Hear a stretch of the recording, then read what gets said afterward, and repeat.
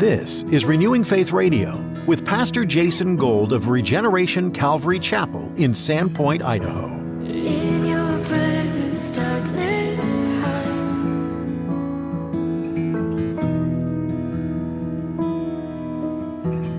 The thing that can change the entire planet is entrusted to the church, and it's approved by God. If you profess to be a believer in Jesus Christ, you are approved and entrusted to give the gospel, the good news, that which changes lives, redeems lives, heals people from addiction, restores broken marriages, brings prodigal sons and daughters home. It's the gospel message. It's not by our persuasion of words. It's not by eloquence. It's by truth.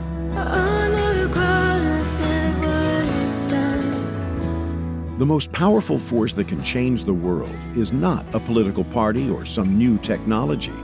It's the gospel. And if you're a follower of Jesus Christ, you've been entrusted to share this good news. The gospel redeems lives, heals brokenness, and restores hope. This change doesn't come from your wisdom or eloquence. It's through the power of God. Today, Pastor Jason encourages you to embrace your calling to share this life-changing message. How can you let the gospel impact those around you? Now turn in your Bible to the book of 1 Thessalonians chapter 2. As Pastor Jason continues his message, caring as a mom and dad for the church.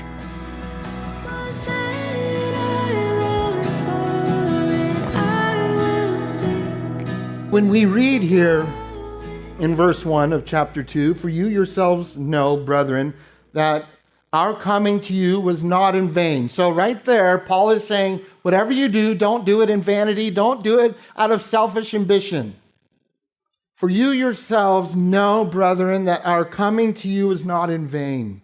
So right there, when you go and the Lord puts it on your heart to minister to somebody, put your heart in check. Why am I doing this? Is it because of vanity? If you're just like, oh, I feel compelled to do this in the church. Why? What's the motive? Is it in vain? And he says in verse 2, he says, but even after we have suffered before and were spitefully treated at Philippi, as you know, we were bold in our God to speak to you the gospel of God in much affliction. So here, Paul, Timothy, and Silas are being accused of being charlatans, coming in and just being connivers, bait and switch, they're being accused of like selling the snake oil. You know, as you see, you know, on the TV evangelist, they'll be like, you know, I prayed over these cloths, and so if you make a donation of only $100, I will personally pray for this cloth and mail it to you. That's a charlatan. That's a scam. We don't need somebody's prayer cloth. We got the blood of Christ. And so when we think of boldness, Paul was, the culture of Rome was to come against Christianity. It's not much different today. That's why there's roughly 3,000 to 4,000 churches that close every month. There's 1,800 pastors that walk away from ministry every month. Because if you go into it in vanity, then it's not sustainable. Because Paul is clearly communicating in ministry there's going to be suffering. People will come against you. But if God's called you to it, then you'll endure it. Is it going to be fun? Sometimes. Sometimes not. But then that's who you're doing it for. You're doing it for the Lord, and then you're loving the people. And so, come what may, it is well with my soul. Is that an easy conclusion to resolve to? Absolutely not. But in the Lord, you have peace. You're just like, all right, Lord, you got this. Being that Paul faced death several times, it wasn't just death threats. It wasn't a mean phone call. It wasn't that somebody said, hey, you know what, Paul? My Aunt Betty doesn't like you. No, Paul was beaten to the point of death. He was stoned. People throwing rocks at him, leaving him outside of the city to leave him for dead. So Paul didn't only receive death threats, He was actually on the brink of dying several times, and yet he remained bold for God. So when he's saying, hey, we were bold, that's like radical boldness. Like we can say, oh, I'm going to be bold and go up to somebody and say, hey, God loves you. Versus you get into, you engage in people's lives and you're gonna ask the difficult questions and sometimes it'll bear fruit that you like, and then sometimes it'll bear persecution. And it'll be difficult. But who are we living for? Are we living for self or are we living for Jesus? Shouldn't we be bold? There's people all around us that are broken.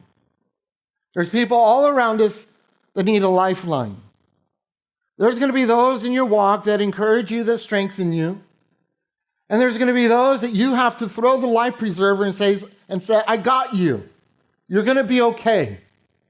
You'll get through this. And everybody has that opportunity. It's just whether or not we're responding to it. So as we navigate through verse 3, 4, 5, and 6, we'll go through it quickly because we've already done this. But I want to keep it in context. For our exhortation, verse 3, did not come from error. So he's saying we didn't come with a wrong message or uncleanness, nor was it in deceit. So Paul is saying, look, if you're going to be in ministry, make sure you have the right message. Make sure you don't have impurities, moral impurities in your life. And make sure you're not coming with a deceit, a bait and switch thing. You know, hey, if I get them, then I'll get something out of it. This is what Paul is communicating. And it's important that we don't give ammo to this culture to come against us, because the culture will come against us if we have any vanity within us, if we have the impurities, if we have the things that we can be accused of that maybe stick. Can God work through them? Absolutely. Are we done? No. God's grace is there. But nonetheless, it can affect our effectiveness. And so Paul is saying, look, have none of this. Verse 4 says, but as we have been approved by God to be entrusted with the gospel. Brothers and sisters, that is like the thing that can change the entire planet is entrusted to the church, and it's approved by God. If you profess to be a believer in Jesus Christ, you are approved and entrusted to give the gospel, the good news, that which changes lives, redeems lives, heals people from addiction, restores broken marriages, brings prodigal sons and daughters home. It's the gospel message. It's not by our persuasion of words. It's not by eloquence. It's by truth. And he says here, even so we speak, not as pleasing men, but God who tests our hearts. The gospel will offend. So it's important that we don't dumb down the gospel to simply make it more palatable. Paul, he just does not hold anything back. He just gets down to the nitty-gritty, and I like getting down to the nitty-gritty. I'm a straight shooter. My wife and I will have these conversations, and she'll just, she's gracious, and because I get kind of logical black and white, and so then I can kind of emotionally disconnect and be like, well, that doesn't make sense because of this, and this. And then she'll just go, honey, you're not being relational. I'm relating to myself just fine. But then it's like, okay, I got to be aware of who I'm talking to. And so that works fine from the pulpit, but not necessarily one-on-one. And so as we are here to not please men, and knowing that God will allow the testing of our faith to prove whether or not our faith is real. And Paul remained bold.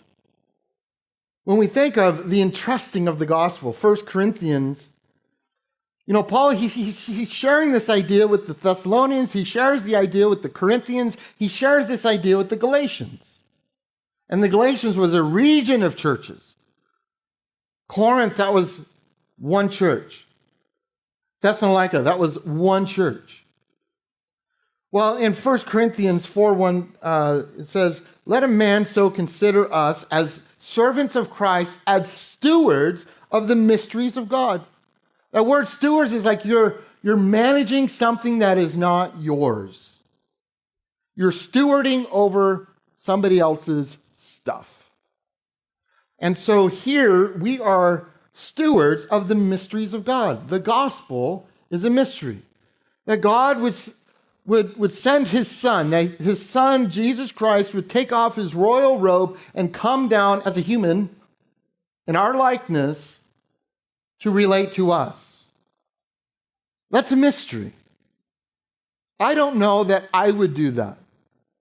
I don't know that I would send my own child to go save a bunch of people that I know are going to reject me and kill my son. Galatians 1:11 says, "But I make known to you, brethren, that the gospel which was preached by me is not according to men." So he's saying, I didn't make this up. This was a revelation by Jesus Christ that was given to me. And now I'm a steward of it. Galatians 1:2 says, "For I neither received it from man, nor was I taught it, but it came through the revelation of Jesus Christ." And so here he's sharing this revelation. And because he has shared it, because he went on this missionary journey, you and I are sitting here this morning. How radical is that? When you talk about the influence and how the transcendence of one's story, one's testimony, the influence of you being obedient to God can go from generation to generation, and you'll have no idea what your influence is going to be 100 years from now. Paul, I have no doubt he had no idea. But yet Paul took his walk with the Lord and the message that he shared incredibly serious. And when we think about end times, when we think about the coming of Christ, and I understand there's different beliefs on the rapture of the church and eschatology, but I personally believe in the pre-tribulational rapture, that we are not subject to God's wrath, as we will get into in this particular book, that the church is going to be, that the Lord is going to come for his church, and then there's going to be the second coming of Christ coming with his church. So when's the rapture going to happen? I have no idea. But until then, we have a purpose. That word rapture means to be caught up, that the Lord has a purpose for the church. If you read in Revelation 4, John is introduced and he sees the 24 elders in heaven, and you have to define who these 24 elders are. And when you go back, I believe it's in Deuteronomy, that when you're going back to the elders, it's referring to the totality of the people and the totality of the people of Israel. Now, the 24 elders, they're worshiping and they're actually singing about redemption. Some people say, oh, the 24 elders are angels, but angels don't need to be redeemed. We're the ones that need to be redeemed. And so defining who those elders are, to me, really helps get an understanding of where the church is within the end times, eschatology, and the caught up in 1 Thessalonians 4, I think 17, it says that we are going to be caught up. And so the word in the Latin is rapturos. That's where we get churros. And that's where we get the word rapture. So when 3 days ago, headline news, Elon Musk, the Neuralink technology, they've already done the tests on monkeys and such. And so now he's going to be doing human testing of putting this chip. They literally take out a part of the skull and they put in this chip and they get these strands. They connect it to the nerves of the brain, and the paraplegic will be able to walk. The person that was born blind will be able to see. All these different things that I just watched Elon Musk talk about this stuff. And when we think about the influence of technology and brain chips, and that no one's going to be able to buy or sell unless they take a mark either on their wrist or on their head, their forehead, and that mark says 666 because it's an allegiance to the Antichrist When you first read Revelation and the Antichrist, about the Antichrist, and you're like, how in the world is he going to have this world influence? But if everything is interlinked, neurolinked, how radical of an influence. Now, if you have a paraplegic family member, if they go and take the Neuralink, are they taking the mark of the beast? No. But to me, this is all, it's preemptive to the inevitable of the technology being introduced to influence on a global scale. And then you see all the things, the rumors of wars, the battle of Gog and Magog, Ezekiel 37, 38, the things that are taking place. There's a war that needs to take place. Is it going to happen in our lifetime? Gog being Russia coming down and invading through Syria to Israel.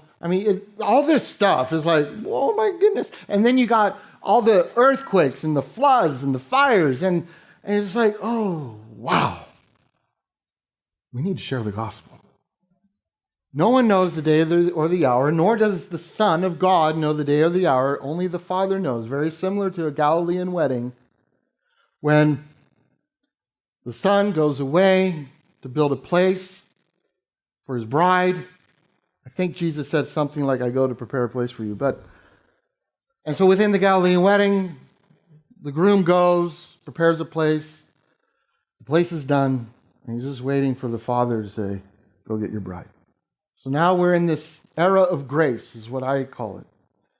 The fact that we're still here is his grace and his mercy, because it's the opportunity for more people to come to Christ. Yes, is there going to be suffering? Is there going to be hardship? Absolutely. I believe we are not subject to God's wrath. I believe that we are pre-tribulation, but not pre-trouble. We're going to go through hard times, and those hard times might be unto death. That's not the tribulation.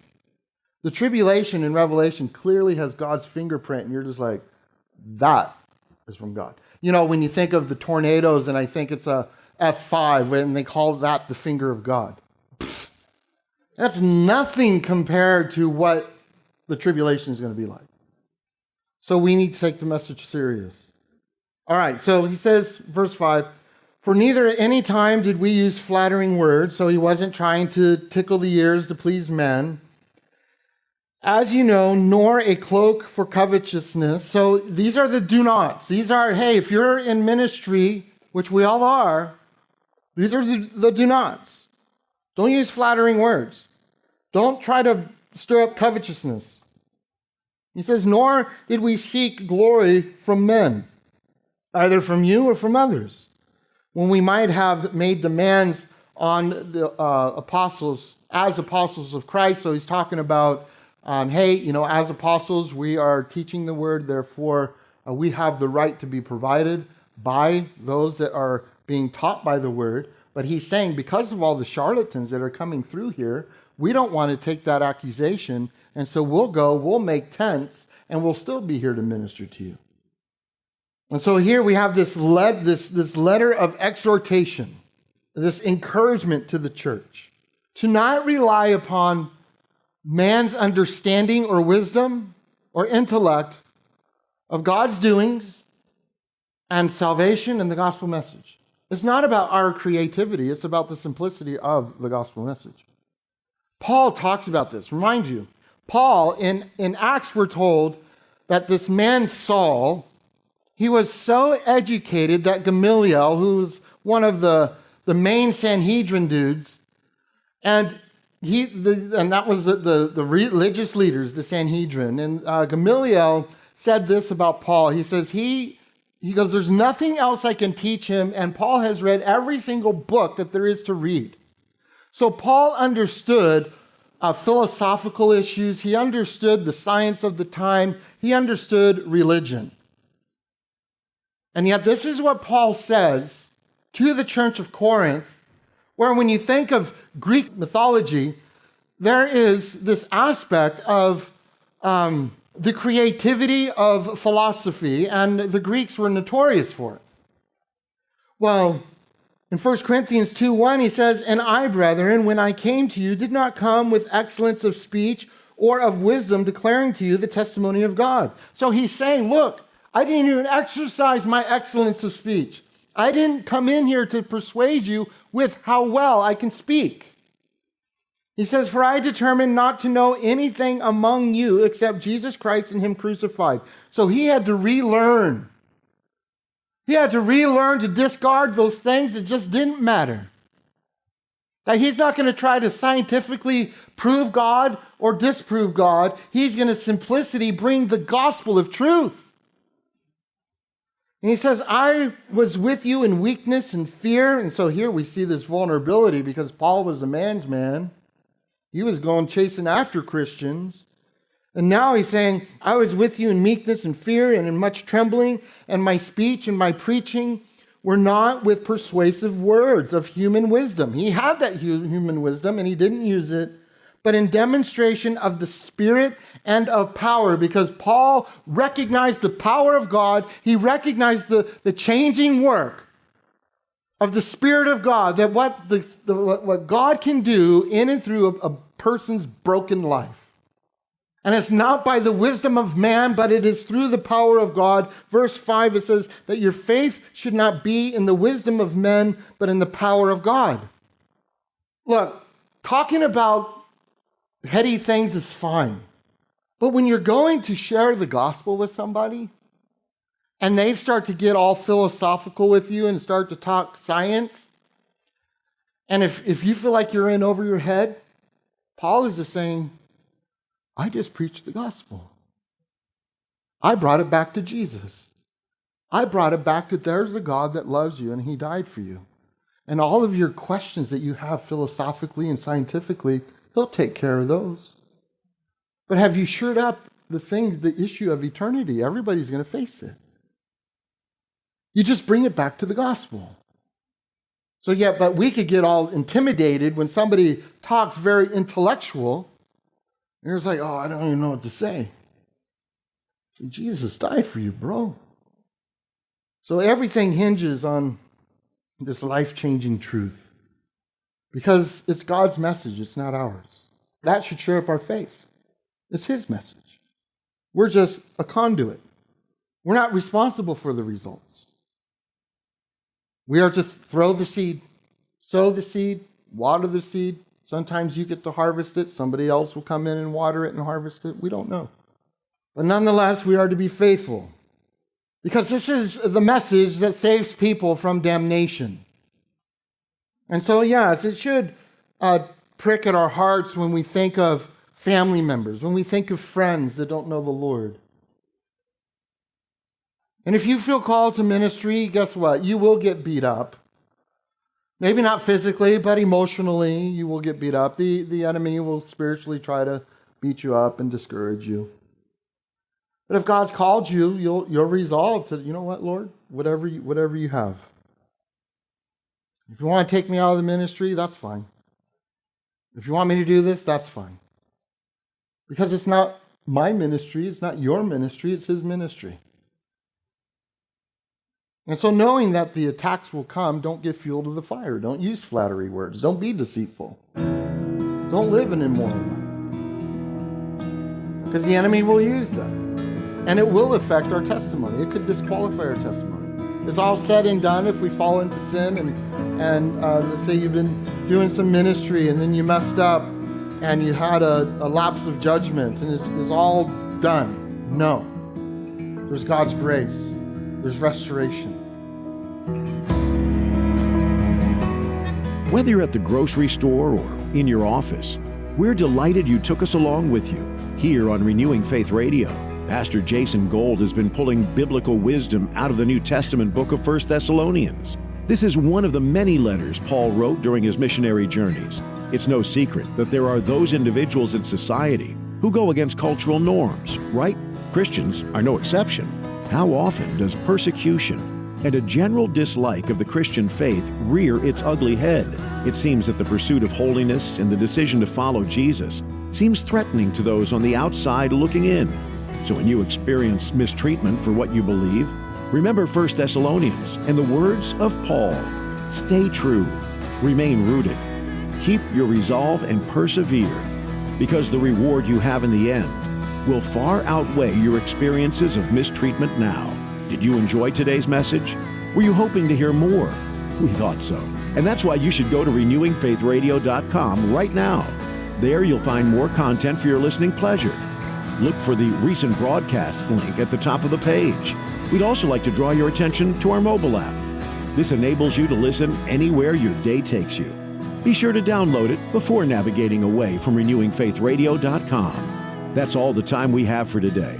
We trust you'll be back for more in 1 Thessalonians with Pastor Jason. Until then, continue to keep your footing in God's Word. This has been Renewing Faith Radio.